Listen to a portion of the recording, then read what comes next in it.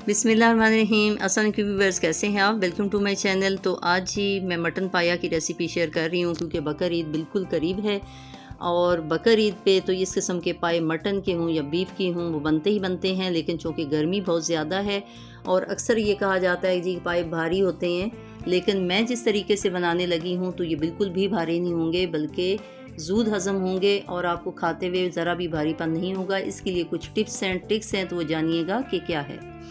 तो इसके लिए मैंने मटन के पाए लिए हैं, ये 4 पाए हैं। इनको इस तरह छोटे पीसेस में कटवा लिया है और इसमें चूँकि गोश्त कम होता है, ज़्यादा नलकियाँ नलकियाँ हैं और गोदा है, तो इसलिए मैंने कुछ बोटियाँ बीच में वो भी शामिल करवा दी ताकि थोड़ा सा उसमें बोटियाँ भी हो जाएं।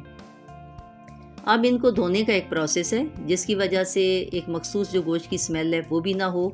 और उसके बाद जो मटन के पाए हों या बीफ के हों तो उनमें छोटे छोटे बाल होते हैं, वो नॉर्मली पानी के धोने से ख़त्म नहीं होते। तो ये भी एक टिप है कि इसको धोने के लिए आटा ले लीजिए, 1 टेबल स्पून 1 या 1.5 टेबल स्पून आटा लेके वो इसमें डालें और उसके बाद फिर सिरका डाल दें, 1.5 टेबल स्पून सिरका डाल दें। तो इनको अच्छी तरह आपस में मलें।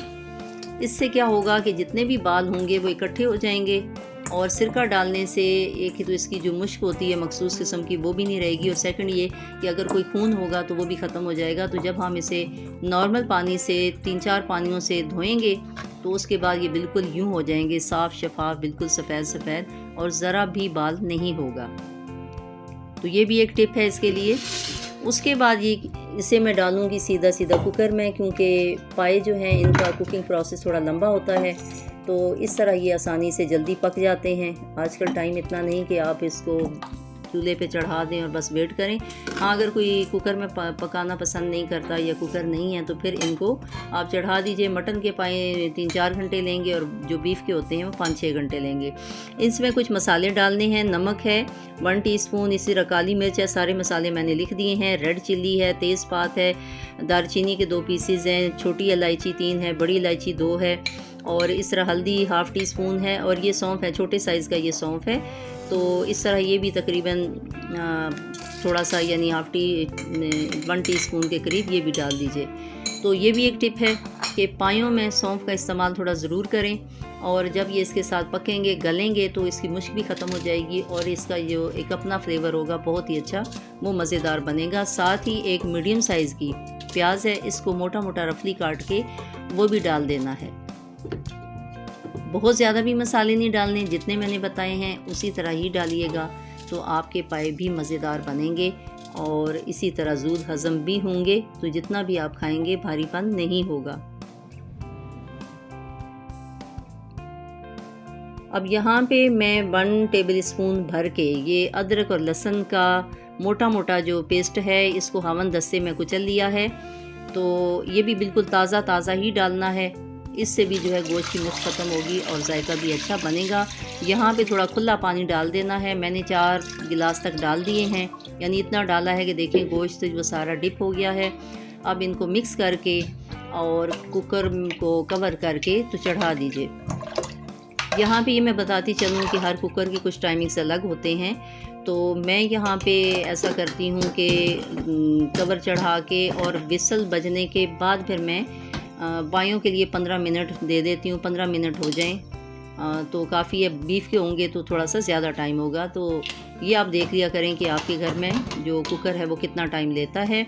उसके बाद फिर क्या है कि आप चूल्हे को बंद कर दें और 10-15 मिनट पड़ा रहने दें। जब इसकी स्टीम अच्छी तरह निकल जाए, आवाज़ ख़त्म हो जाए जो आ रही होती है, उसके बाद इसकी लिड उतारें तो फिर जो कभी भी मसला नहीं बनेगा। ये जो कुकर फटने वटने के मसले बनते हैं तो ये प्रिकॉशन ज़रूर रखा करें। यहाँ पे देखिए जब मैंने लिड हटाई है तो पानी बिल्कुल ठंडा ठंडा लग रहा है, सारी स्टीम निकल गई है। मैंने छुरी से चेक किया है तो इसका गोदा गला हुआ लग रहा है, तो बस इतना ही चाहिए। यहाँ पे मैं जितनी भी बोटियाँ हैं वो इसको अलग कर रही हूँ और जो मसाला डाला हुआ था मिक्स वो सूप में ही है। तो इस तरीके से आप इन बोटियों को अलग कर लें।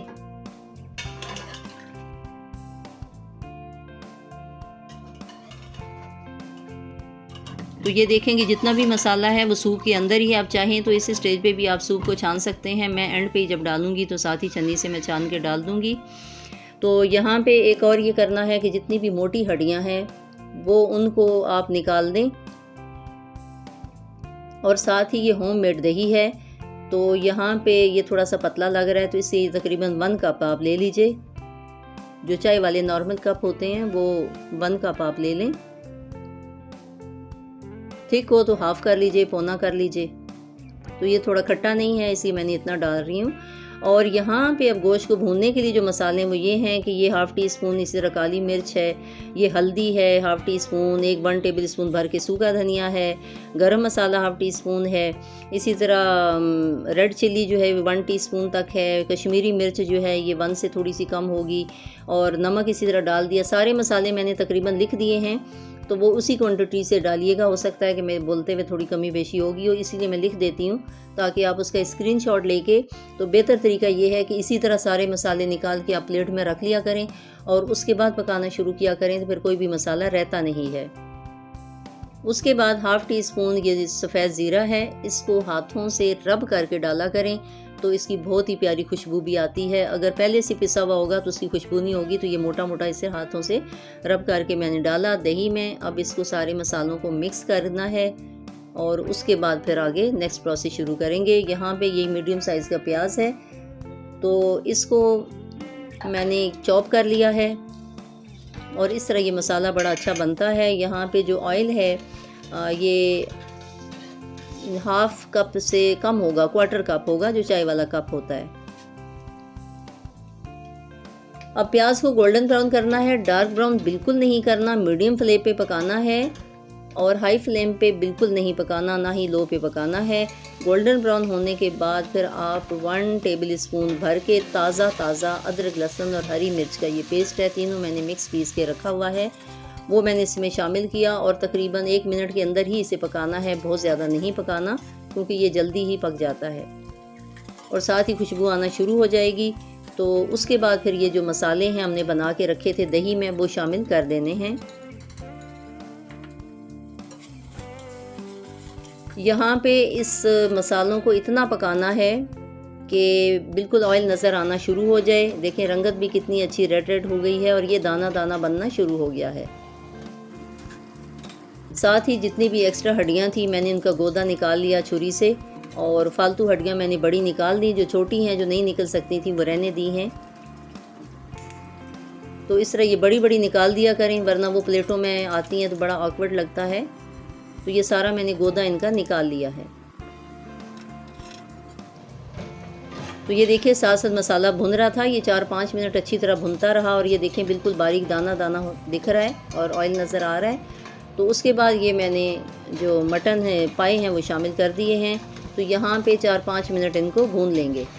थोड़ा सा भूनते हुए यहाँ थोड़ी सी मुश्किल होगी क्योंकि ये लेस छोड़ते हैं, साथ लगता है, तो थोड़ा सा पानी इस्तेमाल कर लिया करें, थोड़ा डाल दिया करें अगर नीचे पैंदे के साथ ज़्यादा लगना शुरू हो जाए तो ये देखेंगे बहुत अच्छे से मसाला ये सारे पाए पक चुके हैं।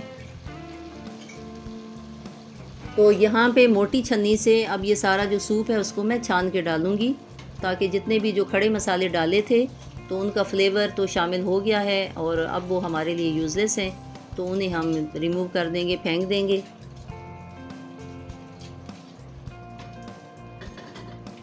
इसी तरह मोटी छन्नी से छानिएगा, डायरेक्ट नहीं डालिएगा वरना वो सारे मसाले उसमें चले जाएंगे। आप चाहें तो चम्मच से भी इस तरह थोड़ा सा हिलाएं तो जल्दी इसका सारा सूप निकल जाएगा। ऊपर से थोड़ा सा पानी डाल रही हूँ ताकि सूप अच्छी तरह निकल जाए और कोई भी चीज़ ज़ाया ना हो। ये सारी छोटी छोटी टिप्स होती हैं काम करते हुए पकाते हुए, इन्हें ज़रूर आप ज़हन नशीन कर लिया करें। तो मैंने अच्छी तरह सारा देखें सूप का अर्क निकाल लिया। अब ये बेकार है, इसे आप फेंक दीजिए। तो अब यहाँ पे इसको 4-5 मिनट पकाएंगे ताकि ये 2-3 उबाल आ जाएं, क्योंकि पाए भी पके हुए हैं, सूप भी पका हुआ है, तो कुछ भी कच्चा नहीं है। तो बस इसको उबाल आना है, उबाल आने के बाद हम इसे फ्लेम ऑफ कर देंगे। तो हमारे पाए तैयार हैं। ये मैं डिश आउट करके दिखा रही हूँ और ऊपर धनिए से आप गार्निश कर लीजिए। बहुत ही मज़ेदार, आसान भी बनते हैं और ज़ूद हज़म भी हैं। ईद में ज़रूर बनाइएगा और मुझे बताइएगा कमेंट्स में कि आपके ये पाए कैसे लगे। मुझे उम्मीद है आप लोगों को ज़रूर पसंद आए होंगे। बस अपनी दुआओं में याद रखिए, खुश रहिए, एंजॉय कीजिए। अल्लाह हाफिज़।